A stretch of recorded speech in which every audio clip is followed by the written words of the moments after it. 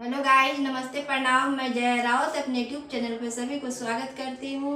तो मैं एक जन्माष्टमी के लिए सोहर गाने जा रही हूँ। अच्छा लगे तो लाइक कमेंट में ज़रूर बताइएगा। गोदिया में सुंदर ललनवा भवनवा के भाग जागल हो।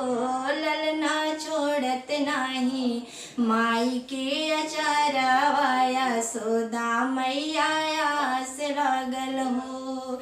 ललना छोड़त नाही माई के अचारवा यशोदा मैया आस लागल हो।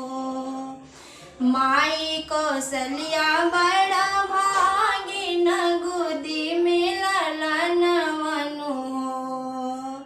माई कौशल्या बड़ा भागिन गोदी में ललन मनु हो। राजा दशरथ घरे आवे भगवान बाजन लागी बाजन हो।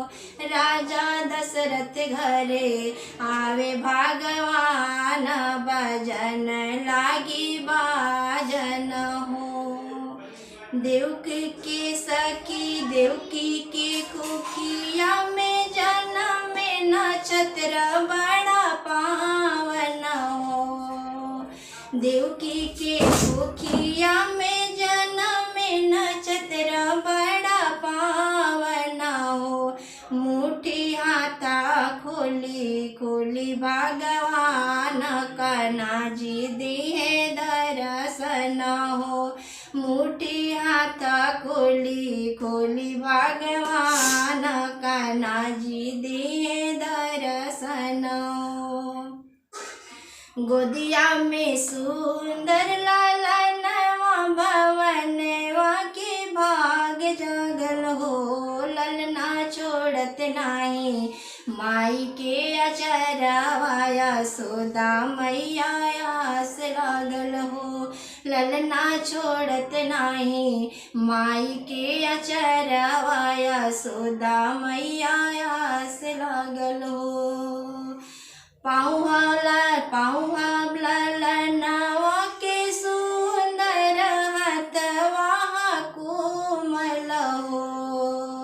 पौहा ललना के सुंदर हथवा कोमल हो। सदा रक्षा करे श्री भगवान माई के मन निर्मल हो। सदा रक्षा करे श्री भगवान माई के मन निर्मल